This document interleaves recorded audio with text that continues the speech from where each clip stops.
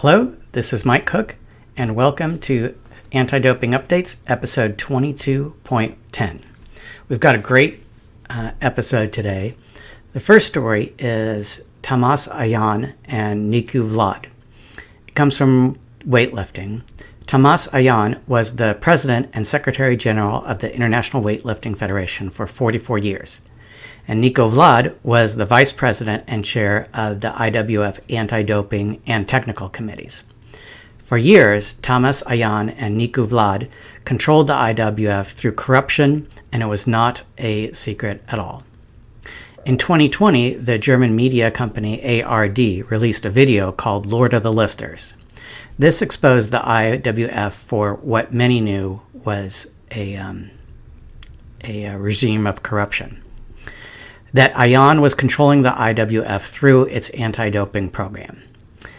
At IWF events, Ajan hired the Hungarian National Anti-Doping Association to do the drug testing, even when the events such as World Championships or Junior World Championships was held in a different country. He'd hire the Hungarian NATO to do the drug testing.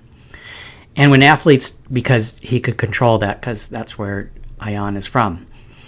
And so when athletes tested positive, the National Federation of the athlete would have to pay money to Ajan, and then Ajan would have the drug testing results conveniently lost or not acted upon. The documentary also alleged that during IWF electoral congresses, Ajan would pay delegates in cash to vote for him and his allies.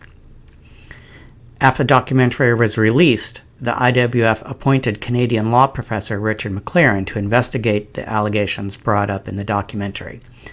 And his report confirmed the allegations that were in the German documentary. In the latter part of 2019, under pressure from the International Olympic Committee, the IWF delegated parts of its anti-doping program to the International Testing Agency, which is an independent nonprofit agency based in Lausanne, Switzerland.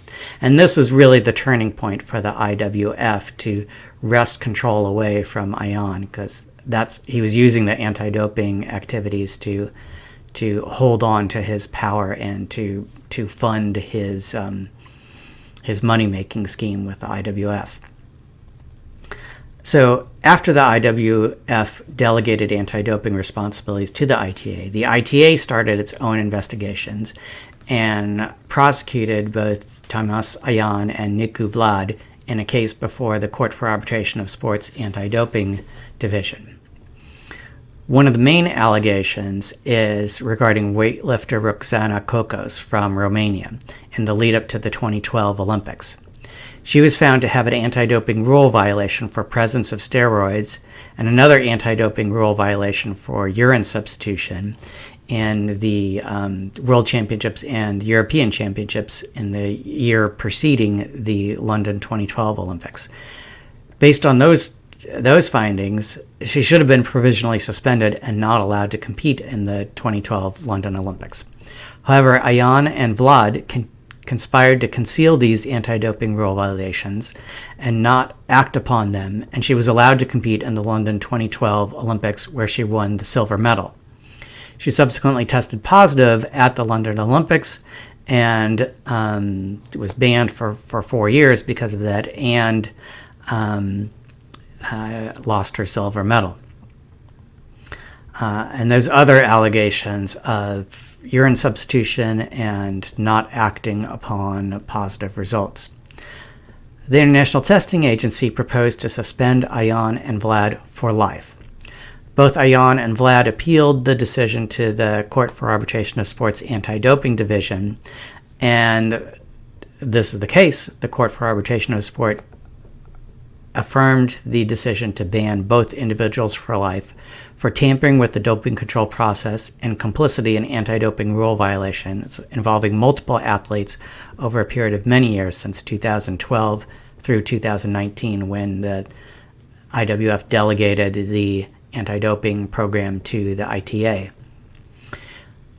Both Vlad and Ajan have the opportunity to appeal this decision to the Court for Arbitration of Sports full division.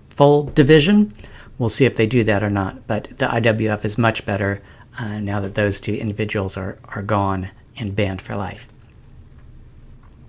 Next up, we have Mark Shackley, and he's a professional rugby player with the Whitehaven Rugby Football League club, which is a team in the second division of England's Rugby Football League. On September 14th, 2021, Shackley was selected for out-of-competition testing. On November 8th, the UK anti-doping informed Shackley that he tested positive for clenbuterol and asked for his explanation. Clenbuterol is a prohibited substance in the class of anabolic agents. It's not legal for purchase in the UK. Shackley replied to the UK anti-doping that on August 23, 2021, Shackley had informed his coach that he was going to medically retire from professional rugby due to a knee injury. He planned to have surgery on October 29 and wanted to lose weight to have a faster and better recovery. He purchased what he thought were fat metabolizers from a friend at the gym to help lose weight. He thought that since he was retired, he was not subject to the anti-doping rules, but submitted a urine sample anyway when he was asked for testing. His plan was to start working for Whitehaven as an assistant coach. On November 19th of 2021, UKAD issued its notice of charge, finding Shackley guilty of an anti-doping rule violation for the presence of clenbuterol and suspending him for 4 years. Shackley requested a hearing, which was held by a sole arbitrator from Sport Resolutions. So the first issue to decide was whether Shackley was subject to the National Rugby League's anti-doping rules. That was Shackley's argument that he was not because he had informed his coach that he'd retired. The sole arbitrator found that the National Rugby League's rules stated that individuals registered as players were subject to the anti-doping rule violation, and if a player is still registered with a club until the club removes them, and Whitehaven had not removed Shackley from the list of registered players, despite the fact that he had informed his coach that he was going to retire. So he's still subject to the anti-doping rule program. The next issue to decide was whether Shackley's anti-doping rule violation was intentional. And intentional, for the purposes of an anti-doping rule violation, means that the athlete engaged in conduct which they know constituted an anti-doping rule violation, or they knew that there was a significant risk that the conduct might constitute an anti-doping rule violation and manifestly disregarded that risk. So that's what intentional means. Shackley argued that taking the fat burners was not intentional because at the time that he took them, he thought he was not subject to the National Rugby League's anti-doping policy because he had thought he'd retired from competing. The sole arbitrator disagreed and found that he should have known he was subject to the anti-doping rules because he did not check to see the proper procedures for retiring. He just told his coach. The sole arbitrator found that Shackley disregarded the risk of taking fat burners because he made no efforts to check what was in it, and he just purchased it from a friend at the gym, not from a reliable source. No effort to determine what was in it or whether or not it contained prohibited substances.